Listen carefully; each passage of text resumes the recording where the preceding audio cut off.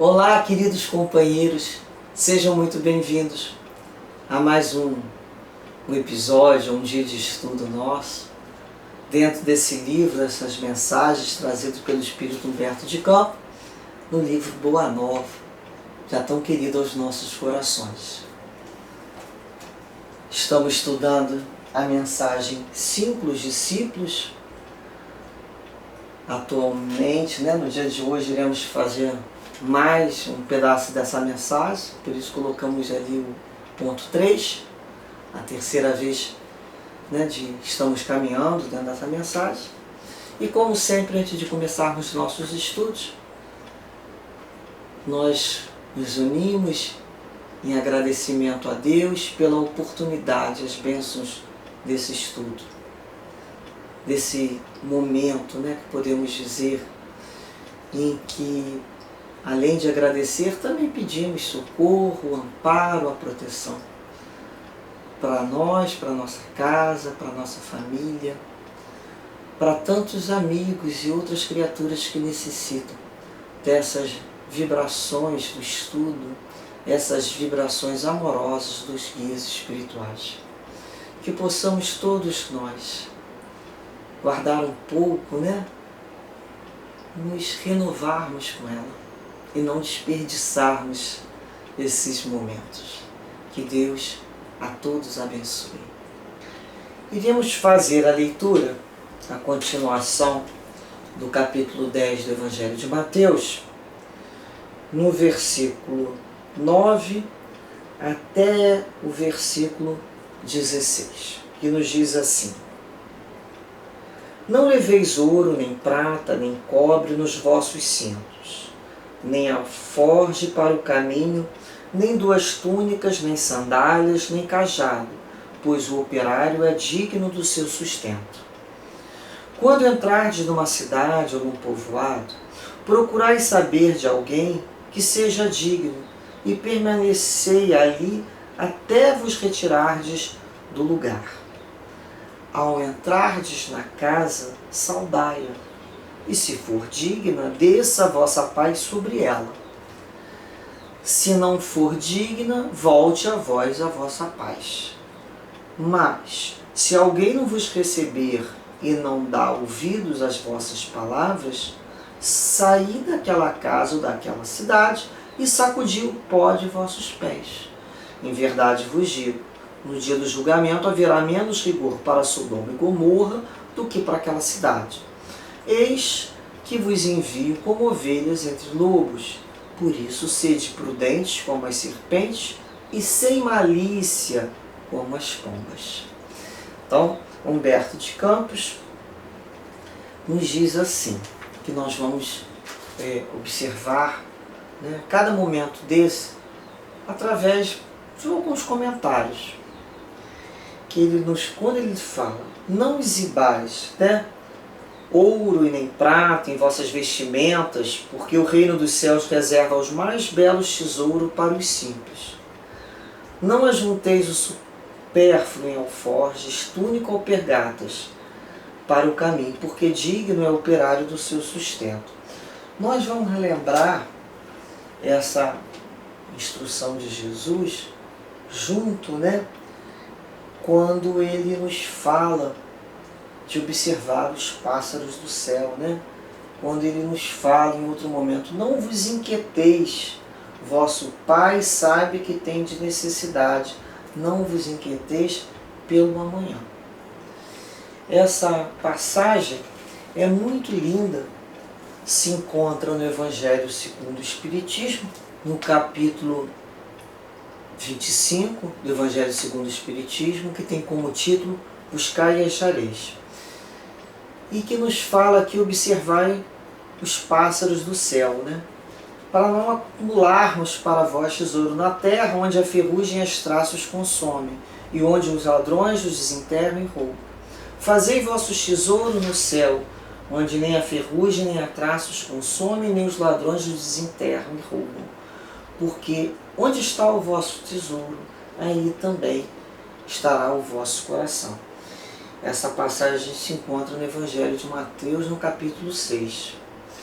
E Jesus nos diz Eis porque vos digo, não vos inquieteis para saber onde achareis o que comer para o sustento da vossa vida, nem onde achareis vestimenta para cobrir o vosso corpo.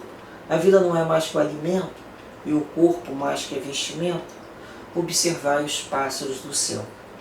Eles não semeiam, não ceifam, não fazem provisões nos celeiros, e contudo, vosso Pai Celeste os alimenta.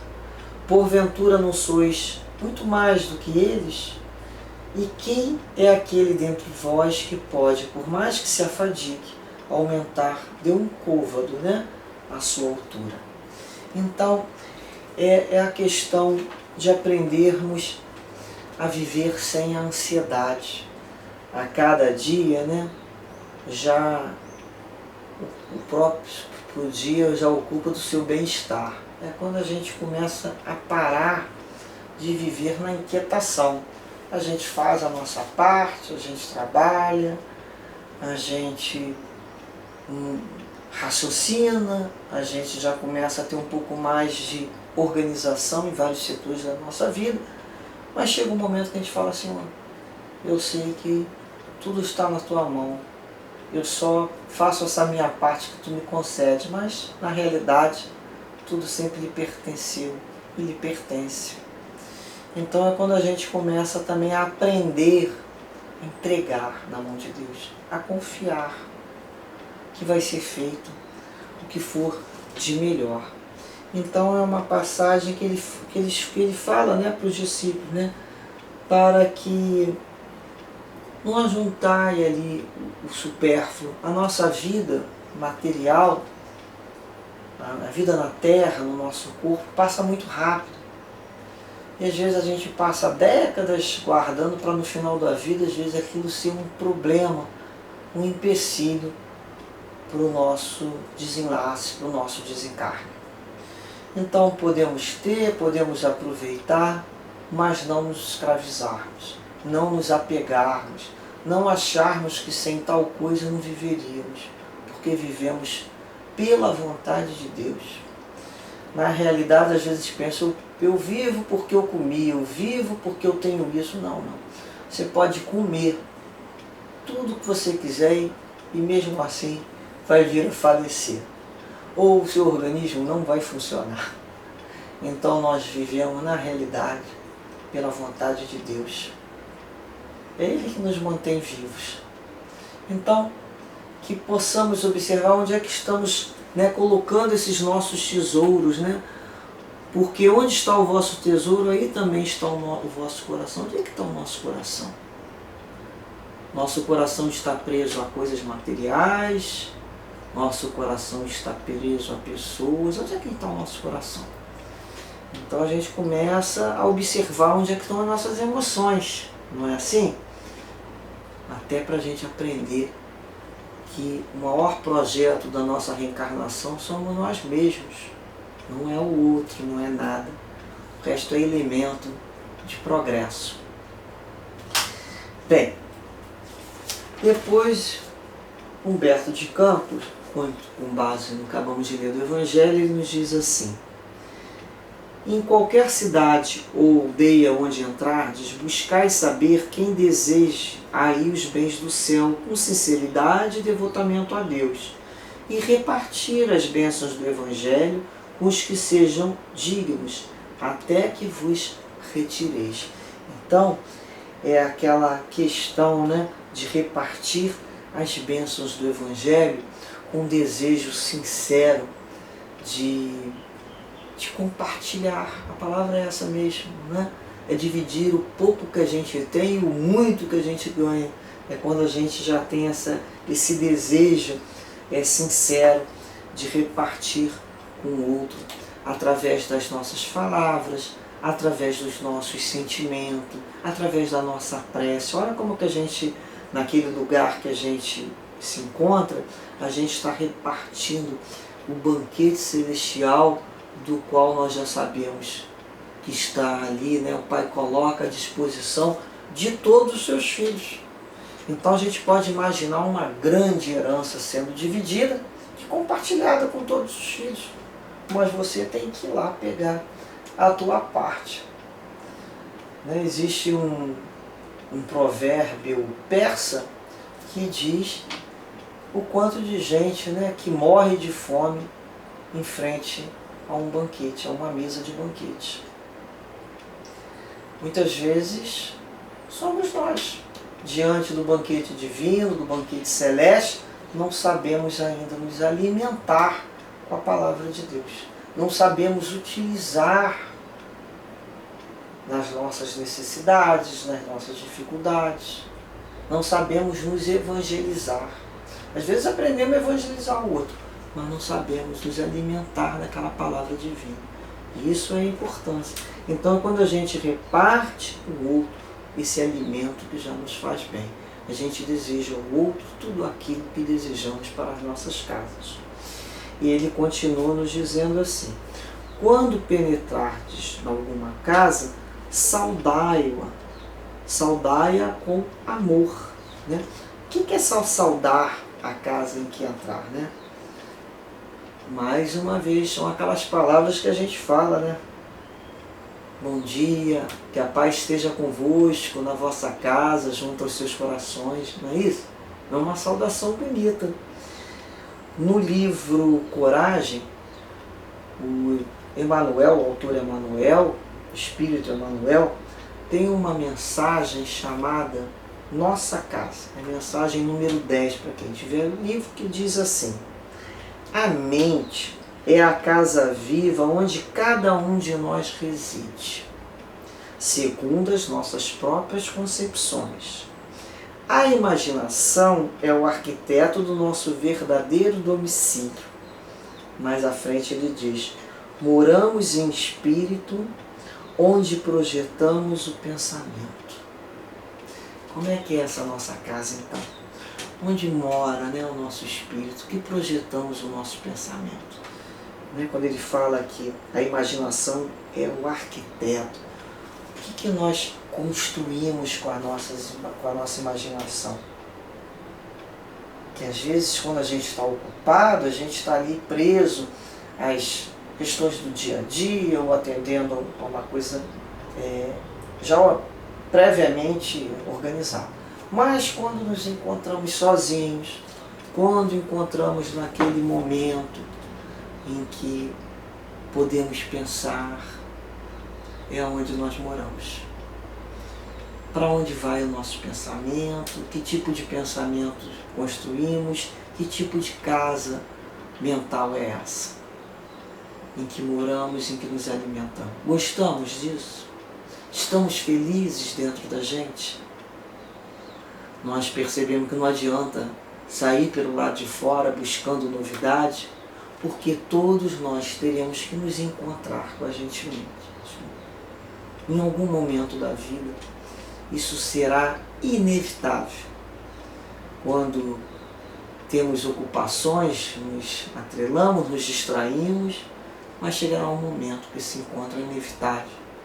Ou quando passamos por doenças, ou nos vemos mais parados em casa, nós temos que nos encontrar. E como é esse encontro? É bom? Gostamos de conversar com a gente? Saímos renovados ou fugimos de nós mesmos? Como é esse encontro? Então é quando ele fala, né? Saudar a casa que estamos entrando, a casa do outro, é o templo que o outro vive. Como é que é essa nossa chegada? Que seja com uma saudação edificante.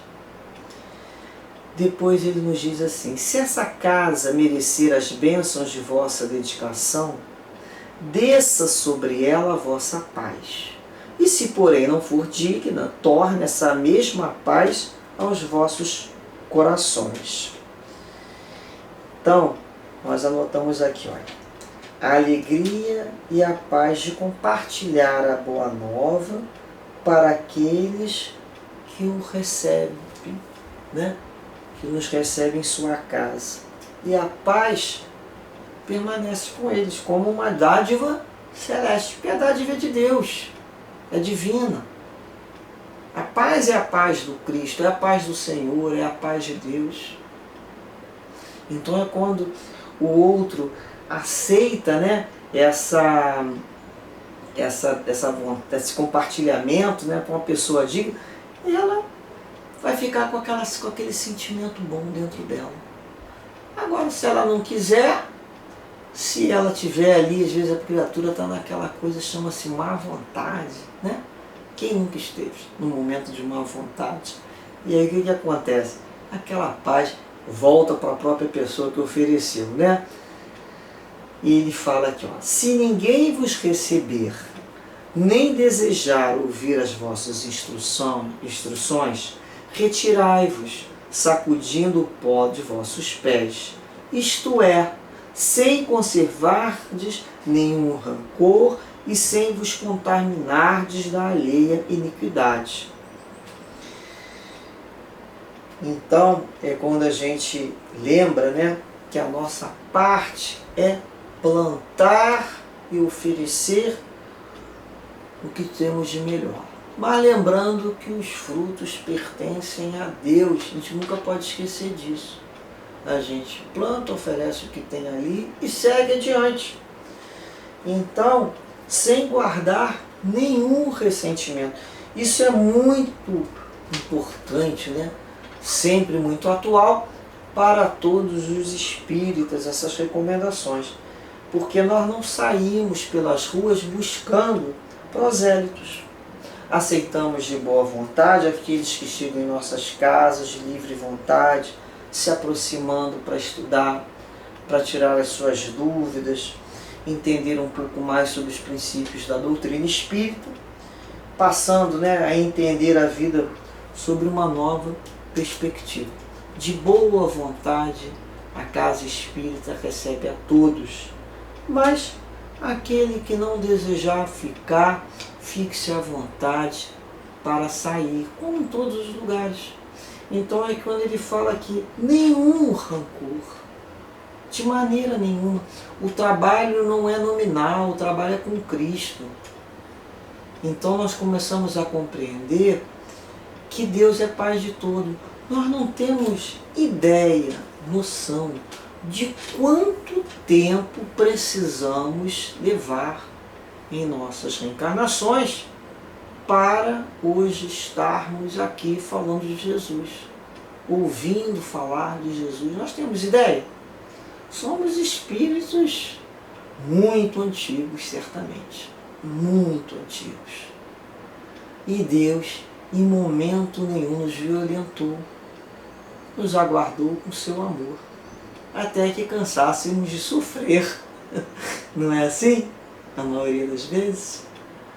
Então aquele que hoje chega buscando o Evangelho de Jesus pelo amor, certamente em outras reencarnações passou pelo momento de dor e sofrimento para ter isso mais aquilatado dentro dos seus corações e mentes, né?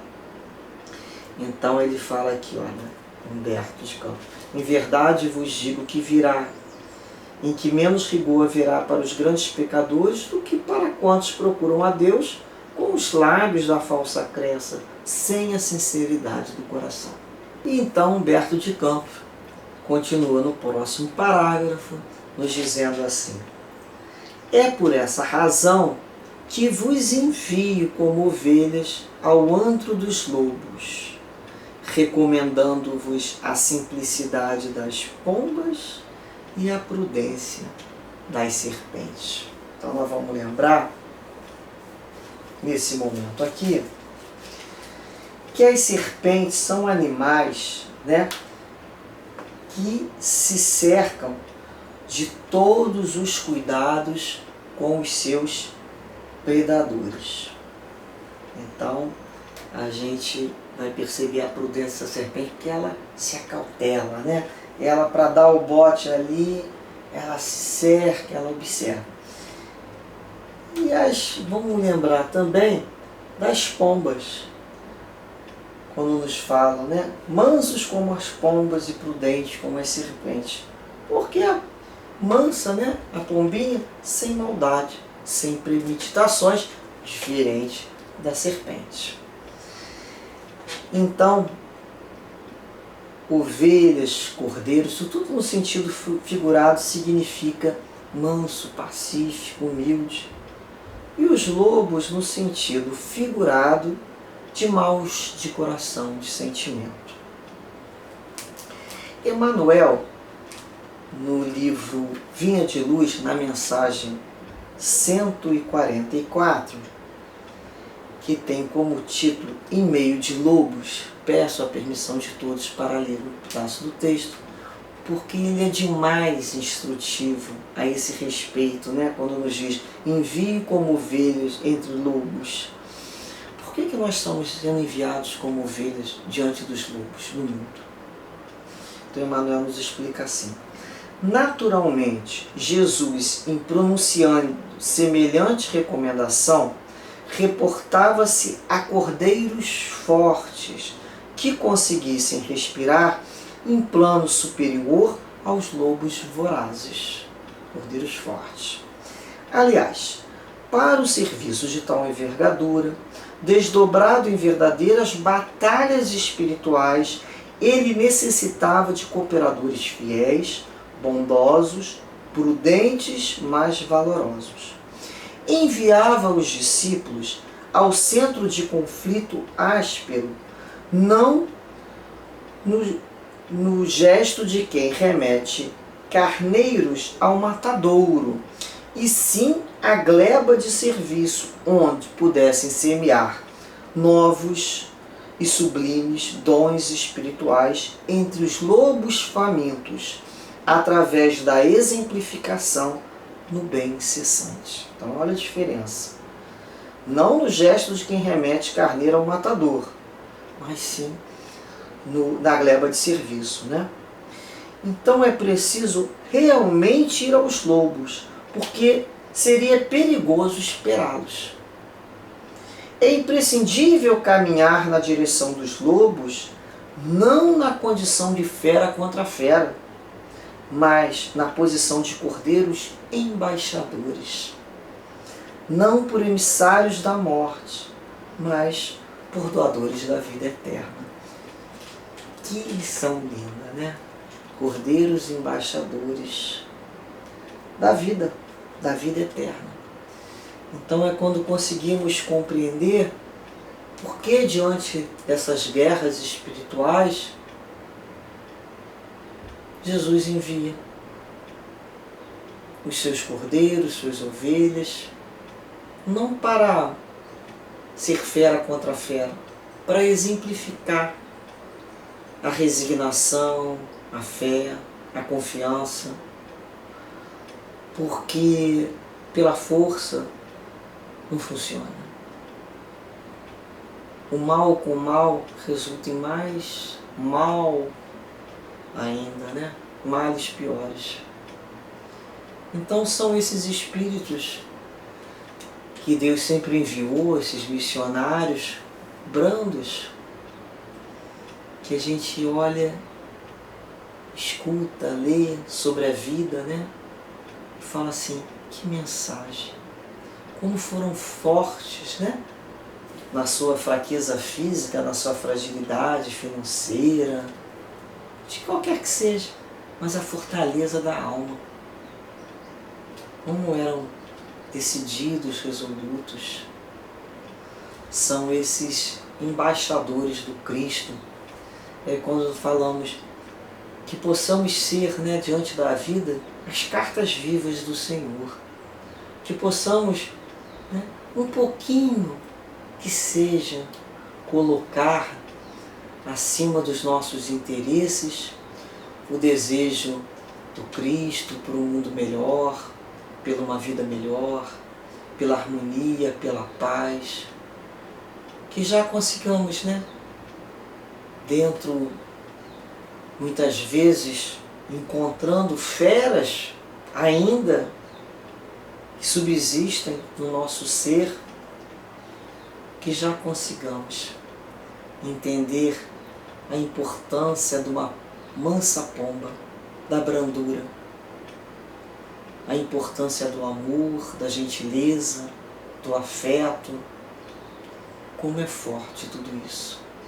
Que Deus, assim, nos cerque sempre de possibilidades, que nos fortaleça o espírito com bom ânimo, que renove sempre a nossa fé. Que possamos, Senhor, nas nossas miúdas batalhas, dentro de nós mesmos, sermos fortes, sermos fiéis ao Teu amor e à Tua misericórdia, que nos inunda a vida, desde sempre. Muita paz a todos, muita fortaleza espiritual, muita vitória nos vossos combates, que vivemos todos os dias da nossa vida. Graças a Deus.